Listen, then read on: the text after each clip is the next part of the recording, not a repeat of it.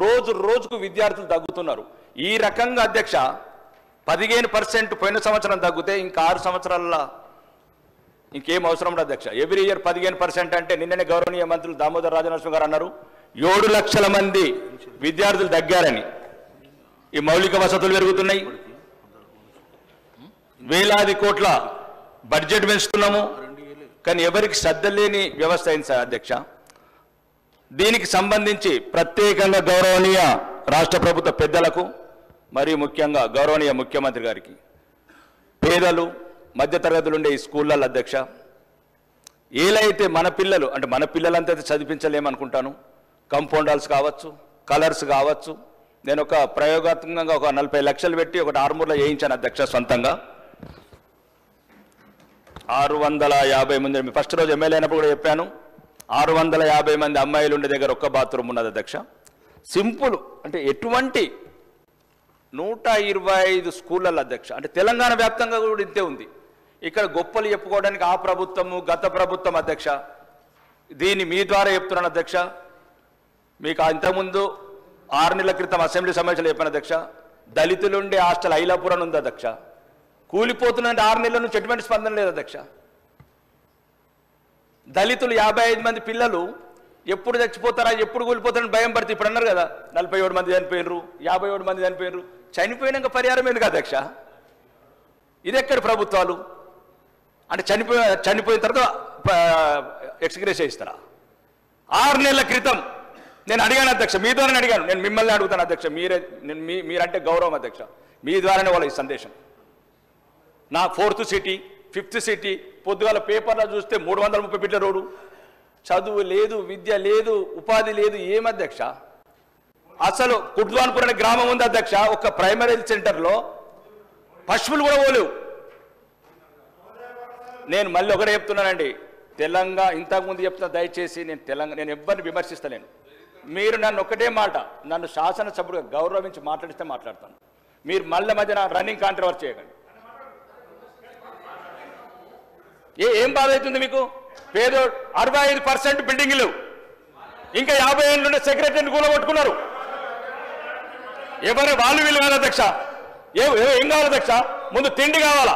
ఆడంబరాలు ఎందుకు అధ్యక్ష?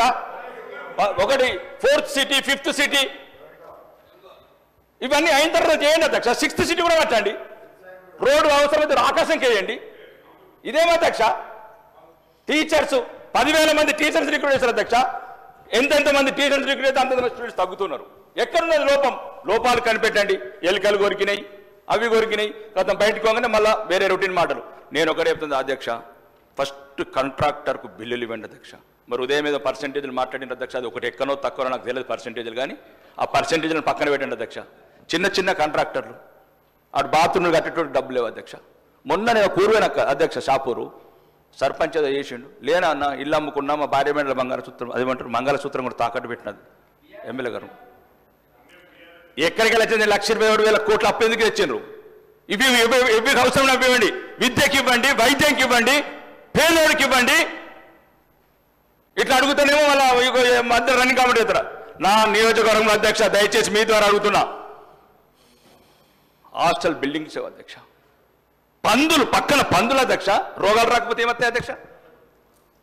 అందరు సానుభూతి చూపుతున్నారు అధ్యక్ష, ఇంతగానో సానుభూతి చూపుతున్నారు.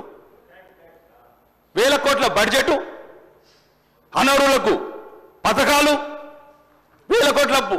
ఒకటే అధ్యక్ష, మీ ద్వారా ప్రభుత్వాన్ని కోరుతున్న అధ్యక్ష, తెలంగాణలో రాను ఈ విద్య ఉండదు అధ్యక్ష. దయచేసి ఆ విద్యనే లేకపోతే సీతక్క లాంటి వాళ్ళు చెప్పారు, అది విద్య ఎంత అపురూపమైనది, లేనివాడికి పెద్ద ఆస్తి అధ్యక్ష. అది అన్నిటికన్నా విలువైన అధ్యక్షక. మాకు బంగ్లాలు ఉన్నాయి, కార్లు ఉన్నాయి, అన్నీ ఉన్నాయి అధ్యక్ష, ఫామ్ హౌజులు ఉన్నాయి, అన్ని రకాలు ఉన్నాయి. పేదవాడికి ఉన్నది ఒకే ఒక్క ఆస్తి అధ్యక్ష, చదువు మాత్రమే. అందరు అసెంబ్లీలో మాట్లాడుతున్నారు, మీరు తెలుసు, మీరు వికారాబాద్ మీరు అన్ని చూశారు, నాతో చెప్పారు వ్యక్తిగతంగా కూడా. కానీ నార్మల్ ఇంకా దారుణం ఉంది. మీరు ఏమంటారు మెయింటెనెన్స్ అండి అధ్యక్ష. నేను నూతిపల్లి అని హాస్టల్కి వస్తే 20 రూపాయల టవర్ బోలట్లేదు అధ్యక్ష. కుద్వాన్పూర్లో 2 బాత్రూమ్లు అధ్యక్ష, 300 మంది. ఎవరు అడగాలి అధ్యక్ష వాళ్ళ గురించి? నా మాట దయచేసి, నా విజ్ఞప్తి, నా ప్రార్థన, వీళ్ళందరూ చేతులు ఎత్తి జోడిస్తున్న అధ్యక్ష. ఇవన్నీ చర్చలు పక్కన పెట్టాయి.